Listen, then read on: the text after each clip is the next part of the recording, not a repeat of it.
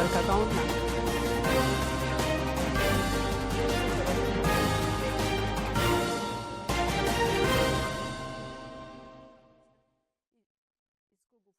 के नीचे विशाल गुफा है। आपको राष्ट्रपति द्रौपदी मुर्मू ने कर्पूरी ठाकुर समेत 4 विभूतियों को मरणोपरांत दिया भारत रत्न सम्मान। उपराष्ट्रपति और प्रधानमंत्री समेत कई गणमान्य लोग रहे मौजूद। लोकसभा चुनाव को लेकर अंतर्राज्यीय सीमा पर लगातार हो रही है वाहनों की जांच। साहिबगंज में पश्चिम बंगाल सीमा से सटे चेकनाका से 3 लाख रुपए बरामद। अपर मुख्य निर्वाचन पदाधिकारी ने कई मतदान केंद्रों का किया निरीक्षण। मतदाताओं के लिए उपलब्ध सुविधाओं का लिया जायजा, कमियों को दुरुस्त करने का निर्देश।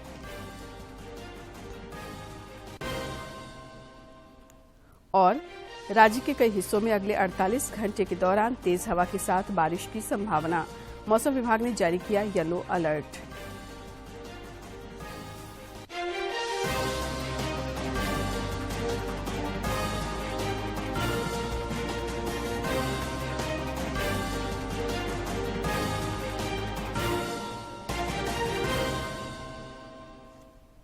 नमस्कार, खबरें झारखंड में आपका स्वागत है। मैं हूं शीला और अब समाचार विस्तार से।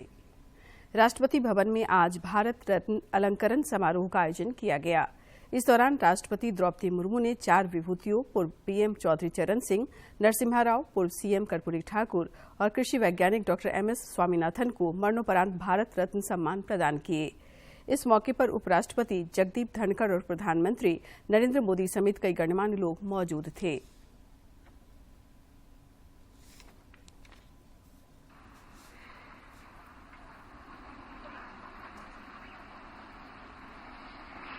आज के अलंकरण समारोह का आयोजन भारत रत्न प्रदान करने के लिए किया गया है। सर्वप्रथम श्री पीवी नरसिंह राव मरणोपरांत उनके पुत्र श्री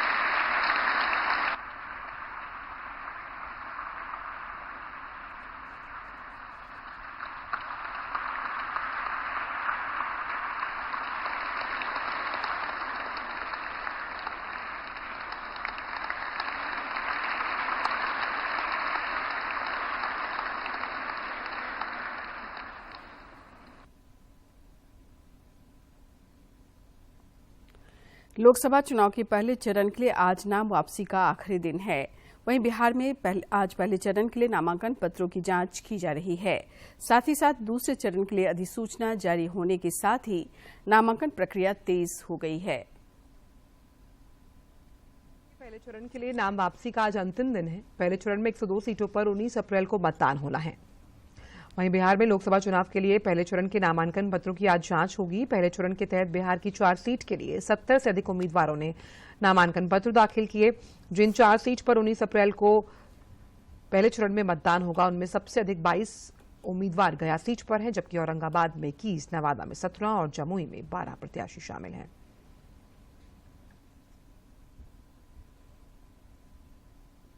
राज्य की अपर मुख्य निर्वाचन पदाधिकारी नेहा अरोरा ने कल राजधानी रांची के कई मतदान केंद्रों का निरीक्षण कर वहां मतदाताओं के लिए उपलब्ध कराई जाने वाली न्यूनतम सुविधाओं का जायजा लिया। उन्होंने बूथों पर शुद्ध पेयजल, बिजली, शौचालय और रैंप सहित अन्य कमियों को दुरुस्त करने का निर्देश दिया। अपर मुख्य निर्वाचन पदाधिकारी ने मतदाताओं की सहभागिता बढ़ाने के लिए बूथ लेवल अवेयरनेस ग्रुप में नगर निकाय के कर्मियों को भी शामिल करने का निर्देश दिया। उन्होंने चुनावी प्रक्रिया को सुगम बनाने के लिए निर्वाचन आयोग द्वारा दिए गए सभी दिशा निर्देशों का कड़ाई से पालन करने का भी निर्देश दिया। लोकसभा चुनाव को लेकर अंतर्राज्यीय सीमा पर लगातार वाहनों की जांच की जा रही है। इस क्रम में साहिबगंज जिले के पढ़हरवा थाना क्षेत्र में फुटनी मोड़ चेकनाका के पास पुलिस ने एक वाहन से 3 लाख रुपए जब्त किए। इधर लातेहार जिले के बरियातू थाना क्षेत्र में चतरा और लातेहार की सीमा पर वाहन चेकिंग अभियान के दौरान पुलिस ने कल एक कार से 21,95,000 रुपए बरामद किए थे। इससे पहले 25 मार्च को भी लातेहार के मनिका में 3 लाख रुपए और रामगढ़ के बड़लंगा चेकनाका पर भी 2 लाख रुपए जब्त किए गए थे। इस तरह अब तक करीब 30 लाख रुपए बरामद हो चुके हैं।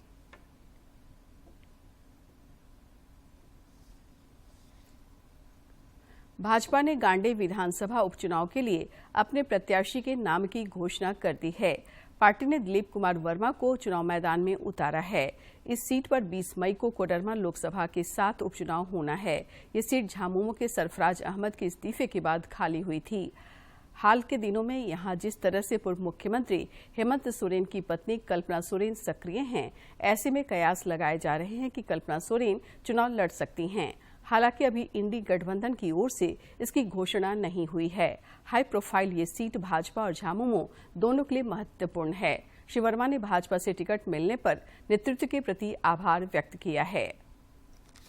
वो आज पार्टी ने इस उपचुनाव में एक प्रत्याशी के तौर पर उतारा है, तो निश्चित रूप से आप सबों के माध्यम से मैं अपनी पार्टी भारतीय जनता पार्टी के शीर्ष नेतृत्व, प्रदेश नेतृत्व, तो सभी को अपनी ओर से आभार और धन्यवाद देता हूं। देश की संस्थाओं को लगातार धमकियां देने को लेकर कांग्रेस कटघरे में है। कांग्रेस नेता राहुल गांधी के एक बयान पर कांग्रेस फिर भाजपा के निशाने पर है। संस्थाओं की आजादी की दुहाई देने वाली कांग्रेस इन्हीं संस्थाओं को खुलेआम धमकी देने से बाज नहीं आ रही है। कांग्रेस सांसद राहुल गांधी ने शुक्रवार शाम अपने सोशल मीडिया प्लेटफॉर्म एक्स पर एक बार फिर खुली धमकी दी। उन्होंने लिखा कि जब सरकार बदलेगी तो लोकतंत्र का चीर हरण करने वालों पर कार्रवाई जरूर होगी और ऐसी कार्रवाई होगी कि दोबारा फिर किसी की हिम्मत नहीं होगी ये सब करने की, ये मेरी गारंटी है। राहुल ने अपनी पोस्ट में एक पुराने बयान का वीडियो भी लगाया। दरअसल 15 मार्च को राहुल गांधी पत्रकारों से बात करते हुए एजेंसियों को ऐसे ही खुली धमकी दे रहे थे। उनको ये भी सोचना चाहिए, ये जो सब कर रहे हैं, कि किसी ना किसी दिन बीजेपी की सरकार बदलेगी और फिर कार्रवाई होगी, और ऐसी कार्रवाई होगी कि मैं गारंटी कर रहा हूं ये फिर से कभी नहीं होगा। जमशेदपुर पूर्वी के निर्दलीय विधायक और भारतीय जनतंत्र मोर्चा के प्रमुख सरयू राय धनबाद लोकसभा सीट से चुनाव लड़ सकते हैं। धनबाद में पत्रकारों से बातचीत में उन्होंने इस बात के संकेत दिए हैं कि वे आगामी लोकसभा चुनाव में मैदान में उतर सकते हैं। आएगा, परिस्थिति वैसी रहेगी और धनबाद की जनता निर्णय लेगी तो मैं पीछे नहीं हटूंगा। 2014 में कोई आया गुजरात से, माँ गंगा ने पुकारा है, मैं बनारस आ गया हूँ, तो मैं तो 2004 से दामोदर पर काम कर रहा हूँ। अगर दामोदर मुझे पुकारेंगे तो उनकी पुकार सुनकर मैं जरूर आऊँगा। कोडरमा लोकसभा सीट पर 5वें चरण में 20 मई को मतदान होगा। ये संसदीय क्षेत्र राज्य के 3 जिलों कोडरमा, गिरिडीह और हजारीबाग में फैला हुआ है, जिसमें जिले के 6 विधानसभा सीटें भी शामिल हैं। कृषि और खनिज पदार्थों से भरपूर इस जिले का क्या है चुनावी आंकड़ा, डालते हैं एक नजर। कोडरमा झारखंड का ऐसा जिला है जिसे अभ्रक नगरी के नाम से जाना जाता है। बिहार के नवादा जिले से सटे होने के कारण इसे झारखंड का प्रवेश द्वार भी कहा जाता है। जंगलों और पहाड़ों से घिरे होने के साथ साथ यहाँ पर्यटन की भी अपार संभावनाएं हैं। इसकी रत्न गर्भा धरती में पत्थर, माइका के साथ साथ ब्लू स्टोन जैसी कीमती पत्थर भी हैं। कोडरमा लोकसभा क्षेत्र में कोडरमा जिला का कोडरमा विधानसभा के अलावा हजारीबाग जिला का बरकट्ठा विधानसभा और गिरिडीह जिले का धनबार, बगोदर, जमुआ और गांडेय विधानसभा भी शामिल है। कोडरमा विधानसभा में 2,06,408 पुरुष मतदाता हैं, जबकि 1,97,130 महिला मतदाता और 13 थर्ड जेंडर मतदाता हैं। बरकट्ठा विधानसभा में पुरुष मतदाता 1,98,385 हैं, जबकि महिला मतदाता 1,83,858 और थर्ड जेंडर मतदाता 4 हैं। गिरिडीह के गांडेय विधानसभा में पुरुष मतदाता 1,61,884, महिला मतदाता 1,49,496 और थर्ड जेंडर मतदाता 2 हैं। बगोदर विधानसभा में पुरुष मतदाता 1,93,445, महिला मतदाता 1,82,944 और थर्ड जेंडर मतदाता 1 है। धनबाद विधानसभा में पुरुष मतदाता 1,87,271, महिला मतदाता 1,73,175 और थर्ड जेंडर मतदाता 3 है। जमुआ विधानसभा में पुरुष मतदाता 1,80,134, महिला मतदाता 1,63,212 और थर्ड जेंडर मतदाता 4 है। इस तरह कोडरमा संसदीय क्षेत्र में कुल मतदाताओं की संख्या 21,77,369 है। इसमें पुरुष मतदाता 11,27,527, महिला मतदाता 10,49,185 और थर्ड जेंडर मतदाता 27 है। कोडरमा जिले में लोकसभा चुनाव को लेकर प्रशासनिक तैयारियों को भी अंतिम रूप दिया जा रहा है। कोडरमा की उपायुक्त मेधा भारद्वाज ने बताया कि चुनाव को लेकर सभी कोषांगों का गठन कर लिया गया है। हाँ, इस बार ACI का डायरेक्शन है कि हम कोई थीम बेस्ड बूथ हम लोग बनाएं, क्योंकि मतदाताओं को अर्बन अपैथी की जो हम समस्या देखते हैं तो उसमें अट्रैक्ट करने के लिए उनको, तो तिलैया डैम हमारे यहाँ पे एक विशेषकर जो टूरिस्ट अट्रैक्शन है हमारे यहाँ का, तो तिलैया डैम थीम का एक बूथ हम लोग बनाने का प्रयास कर रहे हैं। प्रशासन के साथ साथ पुलिस भी निष्पक्ष और शांतिपूर्ण मतदान को लेकर पूरी तरह तैयार है। कोडरमा के पुलिस अधीक्षक अनुदीप सिंह ने कहा कि लोकसभा चुनाव के मद्देनजर सुरक्षा के पुख्ता इंतजाम किए जा रहे हैं। बिहार के सीमावर्ती जिला होने के कारण यहां पर 4 स्थानों पर इंटर स्टेट चेक नाका बनाया गया है। देखिए, आगामी लोकसभा चुनाव को देखते हुए पुलिस अपनी सभी बड़े पैमाने पर तैयारी कर रही है। काफ़ी मात्रा में फोर्सेस का डेपुटेशन होगा, तो फोर्सेस रहेंगी पर्याप्त मात्रा में, और अभियान स्पेशल ड्राइव्स चलाई जा रही हैं, प्रिवेंटिव एक्शंस लिए जा रहे हैं। ये तो हुई मतदाताओं के आंकड़े और प्रशासनिक तैयारियों की बात। अभ्रक नगरी के चुनाव परिणाम भी काफी दिलचस्प रहे हैं, उस पर भी डालते हैं एक नजर। कोडरमा लोकसभा सीट आमतौर पर भारतीय जनता पार्टी की पारंपरिक सीट रही है। 1977 में अस्तित्व में आई सीट पर सर्वाधिक 5 बार सांसद रहने का सौभाग्य स्वर्गीय रीतलाल प्रसाद वर्मा को रहा। जब भाजपा को पूरे देश में 2 से 4 सीट आती थी, उस पे भी एक सीट कोडरमा की थी। वर्ष 84 में इंदिरा गांधी की हत्या के बाद उपजी सहानुभूति लहर में पहली बार कांग्रेस के तिलकधारी सिंह ने भाजपा से यह सीट छीन ली। इस सीट पर 2 बार कांग्रेस के तिलकधारी सिंह, एक बार जनता दल के मुमताज अंसारी और एक बार झारखंड विकास मोर्चा के बाबूलाल मरांडी का कब्जा रहा है। सबसे ज्यादा बार कोडरमा लोकसभा से भाजपा के प्रत्याशियों ने ही जीत हासिल की है। 2014 में हुए आम चुनाव में भाजपा से रविंद्र राय इस सीट पर विजयी हुए। वर्ष 2019 के चुनाव में यहां तत्कालीन सांसद रविंद्र राय का टिकट काटकर राजद से भाजपा में शामिल हुई कद्दावर नेता अन्नपूर्णा देवी को प्रत्याशी बनाया गया। 2019 के चुनाव में अन्नपूर्णा देवी ने झारखंड विकास मोर्चा के उम्मीदवार और मौजूदा भाजपा प्रदेश अध्यक्ष बाबूलाल मरांडी को रिकॉर्ड मतों से हराकर जीत हासिल की थी। इसके बाद उन्हें शिक्षा राज्य मंत्री का पदभार भी मिला। इस बार भी भाजपा ने इस सीट से अन्नपूर्णा देवी पर दांव खेला है। वर्तमान में जमुआ, धनबाद और कोडरमा विधानसभा पर भाजपा का कब्जा है, जबकि बगोदर में भाकपा माले, बरकट्ठा में निर्दलीय और गांडे पर झारखंड मुक्ति मोर्चा का कब्जा रहा है, जो सीट फिलहाल रिक्त है। पिछले लोकसभा चुनाव में यहां 67% वोट पड़े थे, जिसे बढ़ाने में चुनाव आयोग जुटा है। कोडरमा से गजेंद्र बिहारी के साथ मैं दिवाकर कुमार। जमशेदपुर के एक कारोबारी की पत्नी की अपराधियों ने कल रात हत्या कर दी। अपराधियों ने कांदर बेड़ा और एक होटल के बीच इस घटना को उस वक्त अंजाम दिया जब वे होटल से भोजन कर अपने वाहन से घर लौट रहे थे। पुलिस पूरे मामले की छानबीन कर रही है। वरीय पुलिस अधीक्षक किशोर कौशल ने कहा है कि हत्या में शामिल अपराधियों को जल्द गिरफ्तार कर लिया जाएगा। उधर जमशेदपुर चेंबर ऑफ कॉमर्स और सांसद विद्युत वरण महतो ने इस घटना पर चिंता जताई है। दुर्भाग्यपूर्ण है और ऐसी घटना सर जमशेदपुर के आसपास ही जमशेदपुर पहली घटना किसी महिला के ऊपर सरियाम जानलेवा हमला नहीं करके गोली मार के हत्या कर देना भी बच्चा लोग के सामने बहुत बड़ा जघन्य अपराध है। मामला जो भी हो, घटनाक्रम क्या है वो तो सबको मालूम है। एक परिवार पूरा छिन्न भिन्न हो गया और जिस तरह से लचर विधि व्यवस्था हो गई है, आचार संहिता लगा हुआ है, ऐसा माना जाता है कि हर चौक चौराहे पे पुलिस है आर्म्स की चेकिंग के लिए, कैश की चेकिंग के लिए, और उसमें इस तरह की गोली चालन की घटना होती है और व्यापारी की पत्नी की हत्या की जाती है, तो निश्चित तौर पर ये राज्य के के लिए एक काला धब्बा है। देखिए, कांदरबेड़ा के पास में एक फायरिंग की घटना हुई है, जिसमें कि एक जो है फायरिंग में गोली लगने से एक महिला की मौत हुई है, जिसमें उनके साथ उनके पति भी उस गाड़ी में मौजूद थे और उस जगह को भी लोकेट करने के लिए टीम रवाना हुई है और साथ ही साथ जो गाड़ी है उसका शीशा टूटा हुआ है, जिससे कि गोली चलाई गई है शीशे के बाहर से। फसल की टीम को बुलाया जा रहा है, जिससे कि गाड़ी में जो भी एविडेंस कलेक्शन है वो हो सके।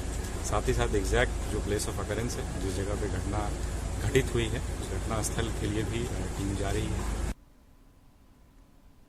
पलामू पुलिस ने बड़ी कार्रवाई करते हुए कल सदर थाना क्षेत्र के चियाके स्थित एक मकान में छापेमारी कर 10 साइबर अपराधियों को गिरफ्तार कर लिया। इनके पास से 23 मोबाइल फोन और 8 कंप्यूटर समेत कई इलेक्ट्रॉनिक गैजेट्स भी मिले हैं। पुलिस अधिकारियों ने बताया कि अलग अलग जिलों के ये सभी साइबर अपराधी यहां रहकर ऑनलाइन बेटिंग ऐप के माध्यम से लोगों से ठगी करते थे। देवघर के जसीडीह थाना क्षेत्र के रोहिणी बाईपास जनकपुर मोड़ के समीप कल देर रात 2 वाहनों के बीच सीधी टक्कर हो गई। इस टक्कर में कार पर सवार एक महिला समेत 5 लोग घायल हो गए। सभी घायलों को इलाज के लिए सदर अस्पताल ले जाया गया। इनमें से गंभीर रूप से घायल व्यक्ति को निजी अस्पताल में रेफर किया गया, जहां इनका इलाज चल रहा है। जनकपुर के थोड़ा चौक से पहले 6 आदमी 4 गो, तीनों आदमी ड्राइवर 4 गो, तीनों वही 3 महिला, एक वैन में एक ड्राइवर थे और एक और आदमी। सरायकेला खरसावां जिले के आदित्यपुर में सड़कों के किनारे अवैध रूप से ठेला लगाकर फल बेचने वालों के विरुद्ध यातायात प्रभारी राजेश कुमार सिंह ने अभियान चलाया। इस दौरान कई चौक चौराहों पर दर्जनों ठेलों को जब्त किया गया। उन्होंने बताया कि सड़क पर अवैध रूप से कब्जा कर ठेला लगाने वालों के खिलाफ अभियान जारी रहेगा। इन लोगों को प्रतिदिन चेतावनी दिया जाता था मौखिक कि पुल पर आप ठेला मत लगाइए, फल बेचना है, फल बेचने का स्थान चिन्हित कर लीजिए, हम आप लोग को जगह दे देंगे, आप जगह बताइए कहाँ बेचना चाहते हैं, हम आपको जगह दिलवा देंगे। लेकिन इन लोग बात नहीं मानते, बार बार पुल पर ही ठेला लगाते हैं और जिससे कि एक्सीडेंट होने की संभावना बढ़ी रहती है।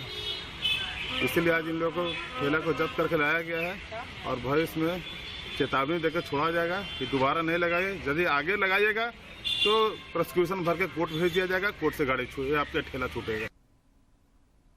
रंगों का पर्व होली के बाद जामताड़ा जिले के विभिन्न गांवों में आदिवासी समुदाय के लोगों द्वारा प्रकृति पर्व बाहा मनाया जा रहा है। इस दौरान आदिवासी समुदाय के लोग माझी, हड़ाम एवं पुजारियों की उपस्थिति में पेड़ पौधों की पूजा आराधना कर उसकी सुरक्षा की शपथ ले रहे हैं और अच्छी बारिश की कामना भी कर रहे हैं। इस मौके पर आदिवासी समुदाय की महिलाओं द्वारा आकर्षक नृत्य गीत प्रस्तुत कर आपसी भाईचारे, प्रकृति पूजा, पेड़ पौधों की सुरक्षा, अच्छी फसल प्राप्त होने की कामना सहित अन्य परंपराओं का निर्वहन किया जा रहा है। आगामी फिर अच्छा फसल दे और पानी पूर्वा अच्छा दे, खेती अच्छा हो, इसलिए हम लोग बाहा पर्व मनाते हैं। और ये प्रत्येक साल हम लोग मनाते हैं सखुआ गज के नीचे। भारतीय नौसेना ने एक बार फिर अपने अदम्य साहस और वीरता का परिचय दिया है। भारतीय नौसेना ने अरब सागर में 12 घंटे तक चले ऑपरेशन में ईरानी जहाज में सवार 23 पाकिस्तानी नागरिकों को सोमाली समुद्री लुटेरों से बचाया है। भारतीय नौसेना ने एक बार फिर अपनी ताकत का प्रदर्शन करते हुए ईरान के एक पोत एफवी अल कंबर को अगवा करने वाले लुटेरों के खिलाफ ऑपरेशन जो चलाया है। और भारतीय नौसेना के अधिकारियों ने बताया कि ईरान के जहाज अल कंबर 786 को समुद्री लुटेरों ने 28 मार्च को अगवा करने का प्रयास किया था। इसकी सूचना मिलते ही भारतीय नौसेना भी सक्रिय हो गई। 12 घंटे से अधिक समय तक ऑपरेशन चलाकर अपहृत एफवी पर सवार समुद्री लुटेरों को आत्मसमर्पण करने के लिए मजबूर कर दिया गया।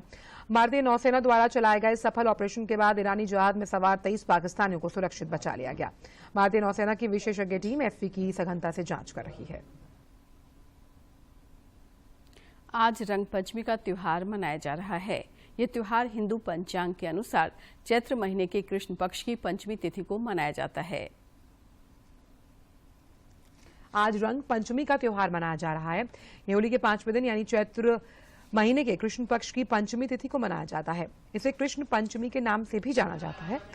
वहीं कुछ जगहों पर इसे देव पंचमी और श्री पंचमी भी कहते हैं। इस दिन हवा में अबीर और गुलाल उड़ाए जाते हैं। मान्यता है कि इस दिन वातावरण में उड़ते हुए गुलाल से व्यक्ति के सात्विक गुणों में अभिवृद्धि होती है, इसलिए इस दिन शरीर पर रंग न लगाकर वातावरण में रंग बिखेरा जाता है। इस अवसर पर महाकालेश्वर मंदिर में विशेष पूजा अर्चना की गई। और अब देखते हैं फटाफट अंदाज में जिलों की खबरें।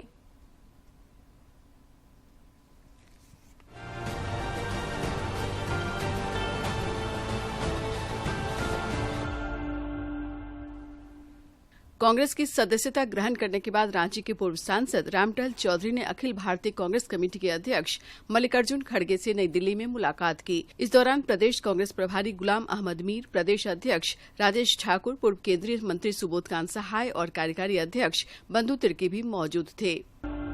खूंटी के जिला निर्वाचन पदाधिकारी सह उपायुक्त लोकेश मिश्रा, पुलिस अधीक्षक अमन कुमार एवं अनुमंडल पदाधिकारी अनिकेत साचान ने तोरपा एवं रनिया प्रखंड के सुदूरवर्ती क्षेत्रों के विभिन्न क्लस्टर एवं बूथों का निरीक्षण किया। इस दौरान उन्होंने संबंधित अधिकारियों को कई आवश्यक निर्देश दिए। खूंटी में लोकसभा चुनाव के मद्देनजर जिला निर्वाचन पदाधिकारी सह उपायुक्त के निर्देश पर जिले के विभिन्न क्षेत्रों में सघन वाहन जांच अभियान चलाया जा रहा है।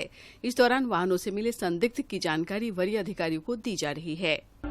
रांची के वरीय पुलिस अधीक्षक कार्यालय में पीपिंग सेरेमनी का आयोजन किया गया। इस दौरान डीएसपी से एएसपी रैंक में प्रोन्नत हुए रामसमद को एएसपी चंदन कुमार सिन्हा और सिटी एसपी राजकुमार मेहता ने बैच लगाकर बधाई दी। रामसमद सीसीआर के डीएसपी के पद पर रांची जिले में पदस्थापित हैं। रांची के हिंदपीढ़ी थाना क्षेत्र से पुलिस ने हथियार के साथ 2 अपराधियों को गिरफ्तार किया है। गिरफ्तार अपराधियों में मोहम्मद कबीर उर्फ बबलू और मोहम्मद सोनू उर्फ बारूद शामिल है। दोनों हिंदपीढ़ी थाना क्षेत्र के रहने वाले हैं। इनके पास एक देशी कट्टा और मोबाइल फोन बरामद किया गया है। ईसाई समुदाय का बड़ा त्योहार ईस्टर पर्व को लेकर राजधानी रांची के ट्रैफिक व्यवस्था में बदलाव किया गया है। ट्रैफिक एसपी सुमित अग्रवाल के आदेश के अनुसार कांटाटोली चौक से बहु बाजार की ओर जाने वाली बस, सिटी राइड बस, मालवाहक वाहन सहित बड़े वाहनों का परिचालन 31 मार्च को सवेरे 9 बजे तक पूर्णतः वर्जित रहेगा। बोकारो जिले के चास थाना क्षेत्र के रामनगर कॉलोनी स्थित मुस्कान अस्पताल के समीप बिहार अग्निशमन विभाग के चालक पद पर कार्यरत मोनू कुमार की चास इस्पात कॉलोनी निवासी दीपू मिश्रा ने 25 मार्च को चाकू मारकर हत्या कर दी थी। पुलिस ने छापेमारी कर उसे गिरफ्तार कर लिया है। दुमका नगर थाना क्षेत्र की पुलिस ने रेलवे स्टेशन से थोड़ी दूर पोल के समीप से एक युवक का धड़ बरामद किया है। सिर की तलाश के लिए पुलिस ने 2 किलोमीटर के एरिया को खंगाला, लेकिन कुछ पता नहीं चला। पुलिस ने यूडी केस दर्ज कर शव का पोस्टमार्टम कराया। पलामू जिले के रामगढ़ थाना क्षेत्र के चुनगा बांसडीह के जंगल में हथियार लेकर जा रहे एक युवक को देशी एक नाली बंदूक के साथ गिरफ्तार किया गया है। पुलिस उसे पूछताछ के बाद उसे जेल भेज दिया। पूर्वी सिंहभूम जिले के बर्मा माइंस थाना क्षेत्र अंतर्गत एक रबर की फैक्ट्री में आग लग गई।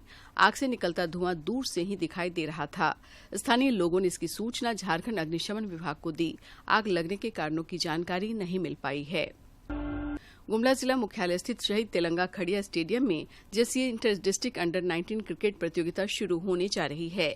उद्घाटन मैच में मेजबान टीम गुमला और पलामू की टीमें आमने सामने होंगी।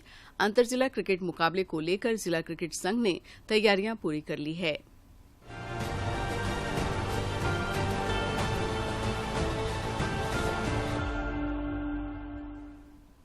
राज्य के कई हिस्सों में अगले 48 घंटे के दौरान तेज हवा के साथ बारिश हो सकती है। इस दौरान कहीं कहीं वज्रपात होने की भी आशंका है। बंगाल की खाड़ी में बन रहे निम्न दबाव की वजह से मौसम में ये बदलाव देखने को मिलेगा। इसे लेकर मौसम विभाग ने येलो अलर्ट जारी किया है। वहीं पिछले 24 घंटे के दौरान पलामू और जमशेदपुर समेत कई जिलों में अधिकतम तापमान 40 डिग्री सेल्सियस तक दर्ज किया गया। ऐसे में बारिश होने पर लोगों को चिलचिलाती गर्मी से थोड़ी राहत मिलने की उम्मीद है।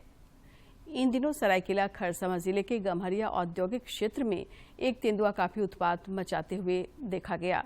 ये तेंदुआ कल जमशेदपुर के कदमा स्थित बायोडायवर्सिटी पार्क पहुंच गया। पार्क के गेट को बंद कर तेंदुआ को घेर लिया गया, लेकिन वो पकड़ में नहीं आया। तेंदुआ के उत्पात से इलाके के लोग डरे और सहमे हुए हैं।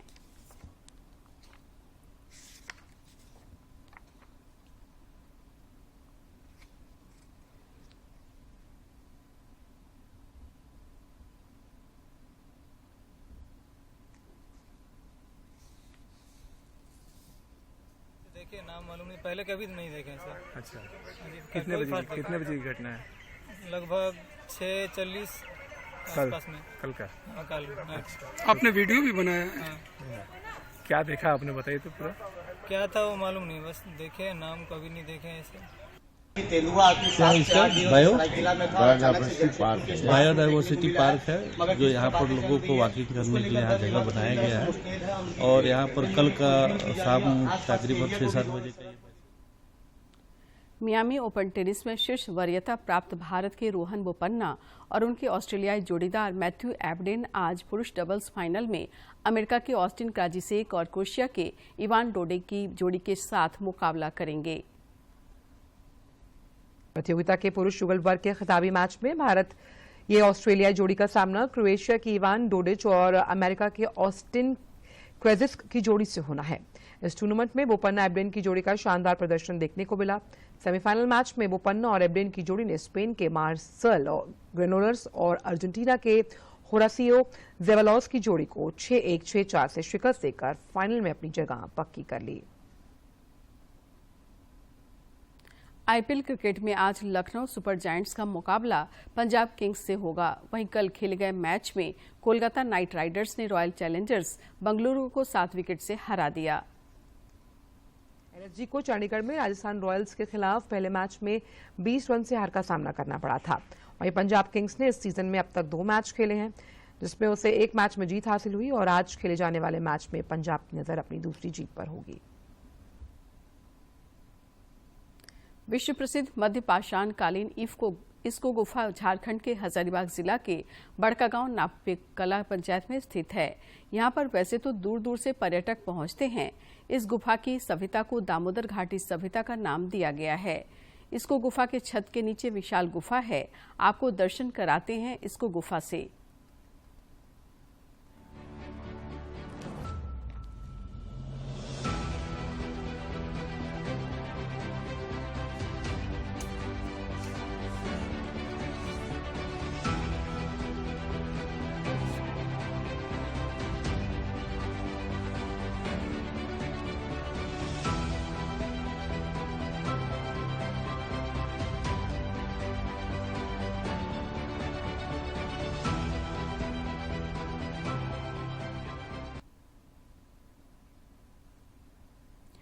अंत में मुख्य समाचार एक बार फिर।